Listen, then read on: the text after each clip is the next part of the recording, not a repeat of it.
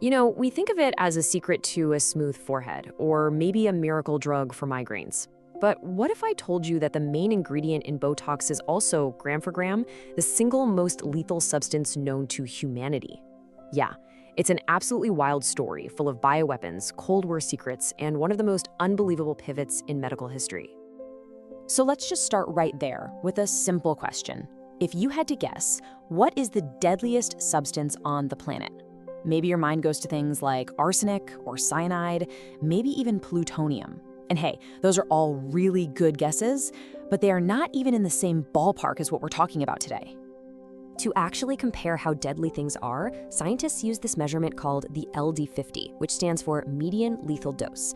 It's actually a pretty simple idea. It's the amount of a substance it takes to be lethal for half of a test group. And the only thing you really need to remember is this: the lower the LD50 number, the more toxic something is. Simple as that. Okay, so let's get some perspective with stuff we literally have in our kitchen. You can see water and sugar have crazy high LD50s. You'd have to down tens of thousands of milligrams for every kilogram you weigh. Even table salt is way up there at 3,000. So this is our baseline for not very toxic. All right, now let's look at stuff we know is actually poisonous. And whoa, look at how fast those numbers drop. Caffeine, which a lot of us can't live without, is down at 192 milligrams per kilogram. Sodium cyanide, the classic spy movie poison, is just 6.4. And then strychnine, a tiny 1 to 2 milligrams. We're getting way, way deadlier now. But what about the active ingredient in Botox, botulinum toxin? Its LD50 is estimated to be, well, this, 0.000001 milligrams per kilogram. That is 1 nanogram. To put that in perspective, a dose the size of a single grain of salt could be lethal for a grown adult. It is almost impossibly toxic. This chart just says it all, doesn't it? And keep in mind, it's on a log scale, which means every step down is a massive leap in how toxic it is. You can see table salt way up there. Even sodium cyanide is visible. And then there's botulinum toxin. It's so low, it's basically on the floor. It's not just a little bit more toxic, we're talking orders and orders of magnitude beyond almost anything else. So with that kind of insane power, it's probably no surprise that this substance didn't get its start in a cosmetic clinic. Nope, it started deep in the shadows of the Cold War as a top secret weapon. Okay, picture this. During the Cold War, the Soviet Union was running the biggest, most advanced biological weapons program in history. They gave it this boring civilian cover name, Biopreparat, but behind the scenes, it was this massive military operation.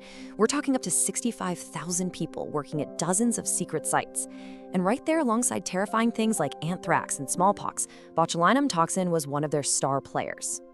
And the craziest part is that for decades, the West had no clue just how big this program was. Even after the Soviets signed the 1972 Biological Weapons Treaty, they were secretly expanding it. It really took a few key events, like an accidental anthrax leak in '79 and high-level scientists defecting in '89, to finally blow the lid off the whole secret operation. And the potential for what this weapon could do, it's just absolutely terrifying. This quote from an analysis of their military plans says everything you need to know. We aren't talking about some small-scale weapon. We're talking about a weapon of mass destruction designed to be used against entire cities. So, how on earth do we get from a doomsday weapon designed to wipe out a city to a treatment you can get at your local spa? This is, without a doubt, one of the most astonishing pivots in the entire history of science. This slide just perfectly captures the incredible split personality of this stuff.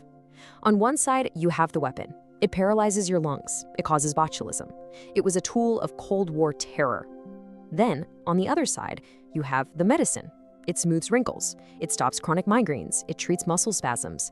It is the exact same molecule. The only difference is how it's used. So, what's the secret? How can one thing be so deadly and at the same time so helpful? Well, the answer is all about what it does at a tiny, microscopic level. It's all about the blockade. It's actually a really elegant 4-step process. First, a super tiny, extremely diluted dose gets injected. Second, it finds its way to the specific nerve endings you're targeting. Third, and this is the magic trick, it literally blocks the release of a chemical messenger that acts as the go signal from your nerve to your muscle. And finally, without that signal, the muscle just can't contract, it relaxes. A lethal dose does this to the muscles you need to breathe. A tiny therapeutic dose just does it to, say, the muscle between your eyebrows. But this story is far from over. Scientists are finding brand new ways to use this powerful molecule all the time. But as its use becomes more common and long-term, there's some fine print, a new set of risks we really need to talk about. And this is where things get really, really cool. Researchers are now engineering new versions of the toxin, and the goal? To block pain signals from nerves for months on end without causing that muscle paralysis we associate with Botox. I mean, think about that. This could be a total game changer for millions of people living with chronic pain. But there's a catch. When you repeatedly introduce a foreign protein into your body, it's this concept called immunogenicity. Basically, your immune system can wise up. It can learn to recognize the toxin and start building antibodies to fight it off, just like it would with a virus. And if that happens, the treatment can just stop working. So why does this matter so much? Well, for someone starting these treatments in their 20s or 30s, this is a real lifelong consideration. If your body develops resistance, you might notice the results don't last as long, or you might need higher and higher doses. Eventually, it could stop working altogether. And here's the kicker.